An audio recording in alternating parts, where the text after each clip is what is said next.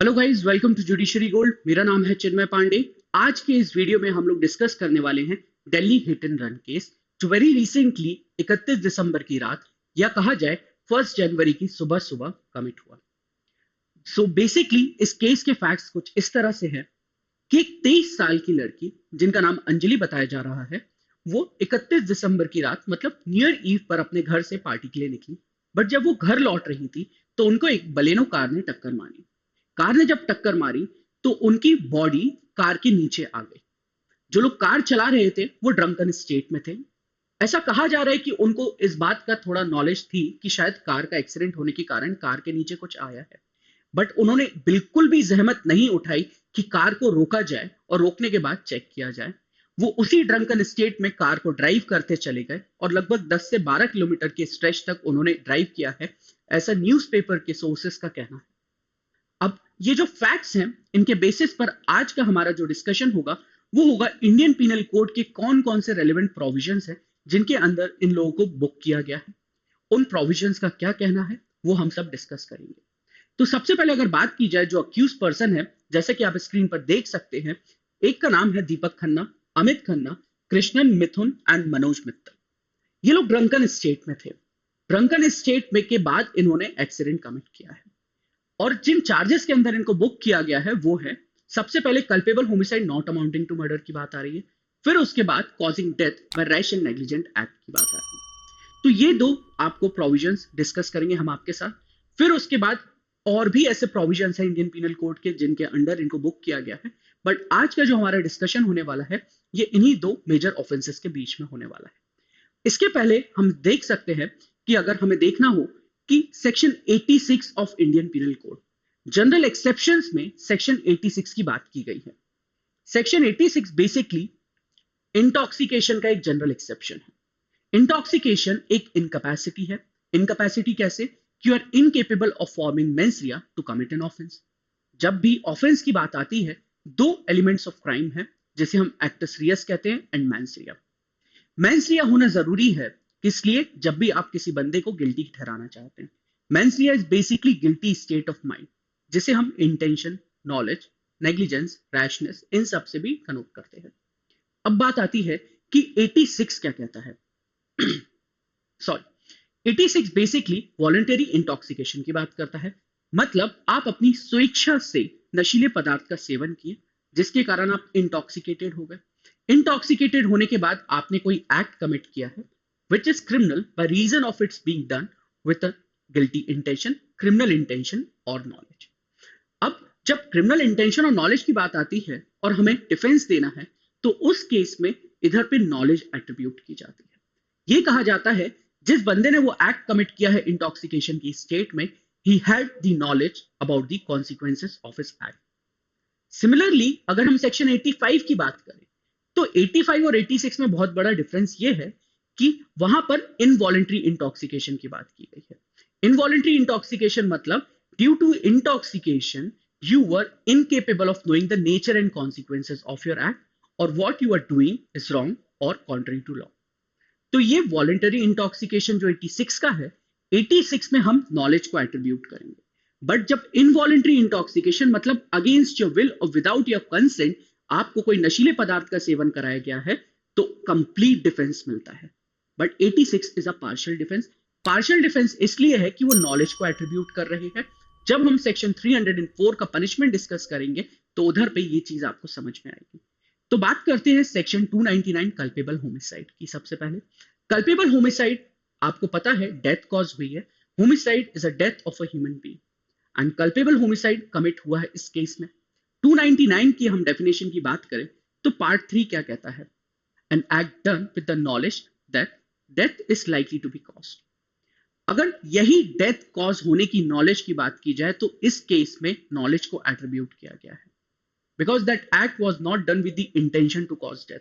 जो prima facie facts निकल के आए हैं वो यही कहते हैं कि इन लोगों को कोई कॉन्स्पिरेसी नहीं थी कि इस लेडी की डेथ कॉज करनी है। दे वर इन ड्रंकन स्टेट, उन्होंने गाड़ी ठोकर मारी और उसके बाद वो लड़की की डेथ हुई है। तो यहां पर ये नहीं कह सकते कि ये ऐसा एक्ट था which was done with the intention to cause death. अगर ऐसा होता तो ये मर्डर हो जाता। फिर जो बात निकल के आई नॉलेज की, नॉलेज में जो बात है वो ये है कि आपने नॉलेज 86 की हेल्प से एट्रीब्यूट कर दी है। अब ये देखना है कि 86 की नॉलेज है, ये मर्डर नहीं हो सकती क्या? जी नहीं। मर्डर इसलिए नहीं हो सकती, अगर आप सेक्शन 300 का फोर्थली देखेंगे तो उसके लिए एक ऐसे एक्ट से डेथ कॉज होनी चाहिए जिसके बारे में जो परपिट्रेटर है उसको नॉलेज है कि in all probability it will cause death और such body injury which is likely to cause death. तो इधर पे अपन इतने हायर डिग्री की नॉलेज एट्रीब्यूट नहीं कर सकते। रीजन बीइंग सेक्शन 86 ने नॉलेज एट्रीब्यूट की है, वो नॉलेज इतनी हायर डिग्री की नहीं थी that they knew that it will cause death in all probability. तो इसलिए सेक्शन 299 का पार्ट 3 जो थर्ड लाइन थी है सेंटेंस है उसके बारे में बात की गई। तो अगर इसका जो पनिशमेंट मिलेगा तो वो सेक्शन 304 में मिलेगा, because section 304 provides for the punishment for culpable homicide not amounting to murder. तो सेक्शन 304 दो पार्ट्स में डिवाइडेड है। पहला पार्ट ये कहता है कि अगर जिस बंदे ने culpable homicide not amounting to murder commit किया है, if the act by which death was caused was done with the intention to cause death, या फिर एक ऐसे इंटेंशन के साथ जो बॉडीली इंजरी कॉज करने का इंटेंशन था which is likely to cause death, then in that case जो पनिशमेंट प्रिस्क्राइब्ड है वो है इंप्रिजनमेंट फॉर लाइफ या फिर 10 साल तक का इंप्रिजनमेंट विथ फाइन। फाइन तो लगेगा, बट अगर हम नॉलेज एट्रीब्यूट कर रहे हैं सिर्फ, मतलब the act by which death was caused it was caused with the knowledge, आपको नॉलेज थी इस बात की कि इस पर्टिकुलर एक्ट का आउटकम डेथ होगा, तो उस केस में जो पनिशमेंट दिया गया है वो है up to 10 years of imprisonment या फिर फाइन या फिर दोनों आपके ऊपर इंपोज किया जा सकता है। तो जी हाँ, यही है एक पार्शियल डिफेंस, क्योंकि 86 सिर्फ नॉलेज एट्रीब्यूट करता है। अगर 86 इंटेंशन भी एट्रीब्यूट करता तो इंटेंशन एट्रीब्यूट करने के कारण आपको लाइफ इंप्रिजनमेंट हो सकता था या फिर आपको 10 साल तक की सजा, बट उसके साथ साथ फाइन। इस केस में सिर्फ इतना ही होगा कि 304 के पार्ट 2 में पनिशमेंट लाई करेगा, मतलब नॉलेज एट्रीब्यूट की गई है। सिर्फ नॉलेज एट्रीब्यूट करने के कारण आपको इंप्रिजनमेंट फॉर लाइफ नहीं इंपोज किया जाएगा, बट 10 साल तक की सजा या फिर फाइन। फाइन भी ऑप्शनल है, it is up to the discretion of the court imposing such sentence. तो ये था 304। तो ये हमने समझा कि 299 पार्ट 3 के अंदर ये एक्ट लाई करेगा, एंड पार्ट 3 में एक्ट लाई करने के बाद 304 में इसका पनिशमेंट पैराग्राफ 2 के अकॉर्डिंगली मिल सकता है। फिर जो दूसरी बात है वो ये है कि causing death by rash and negligent act. Causing death by rash and negligent act कहां पे दिया हुआ है? सेक्शन 304A में। आप कोई ऐसा एक्ट कमिट करते हैं which was committed with such rashness or negligence, और जिससे कि एक ह्यूमन बीइंग की डेथ हो गई है, which is not a culpable homicide। जिस एक्ट से डेथ कॉज हुई है वो सेक्शन 299 में लाई नहीं करना चाहिए।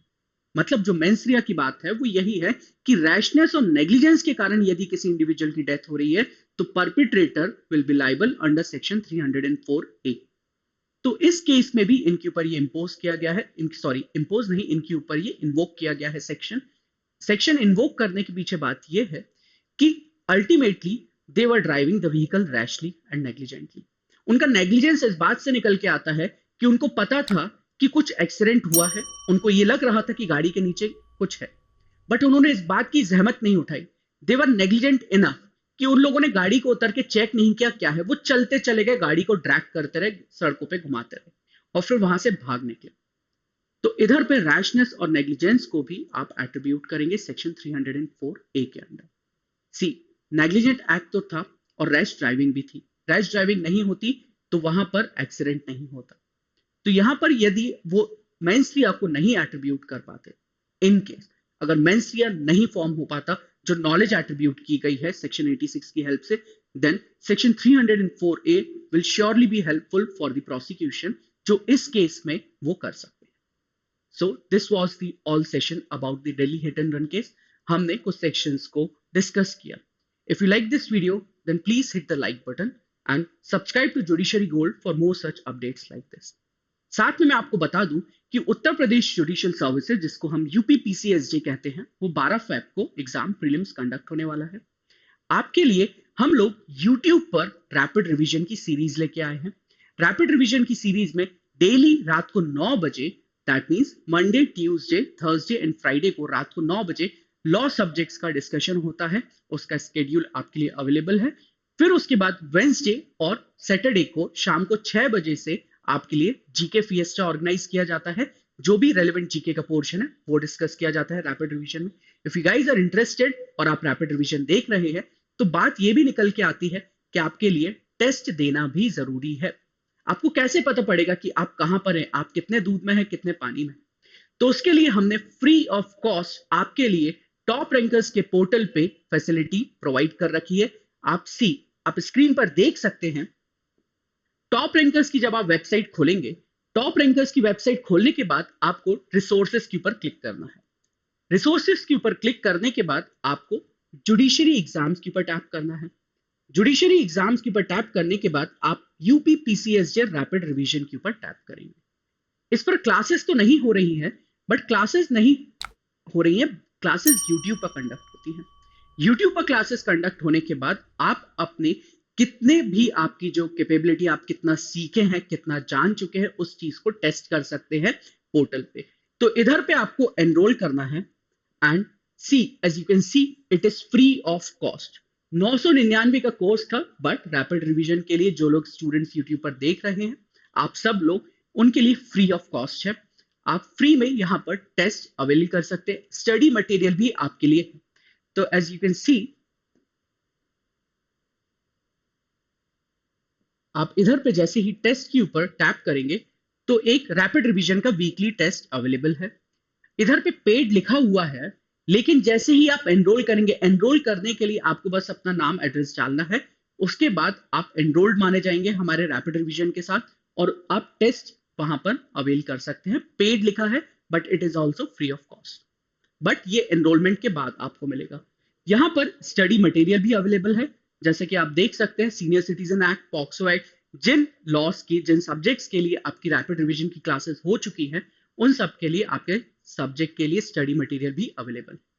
If you guys are interested, आप रैपिड रिवीजन का वीडियोस देख रहे हैं हमारे यूट्यूब चैनल पर, तो प्लीज इधर पे भी एनरोल करिए और अपने टेस्ट देकर जानिए कि आप कितने दूध में हैं, कितने पानी में हैं।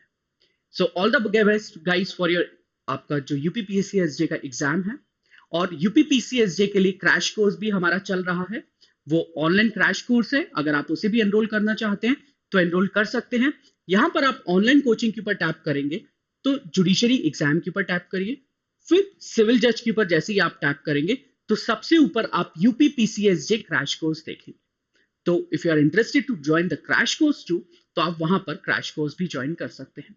But rapid revision is free of cost. आप प्लीज एनरोल कीजिए, टेस्ट दीजिए, आपको पता लग जाएगा कि आप कहां पे कंपटीशन में स्टैंड कर रहे हैं। Thank you guys, all the best for your exam.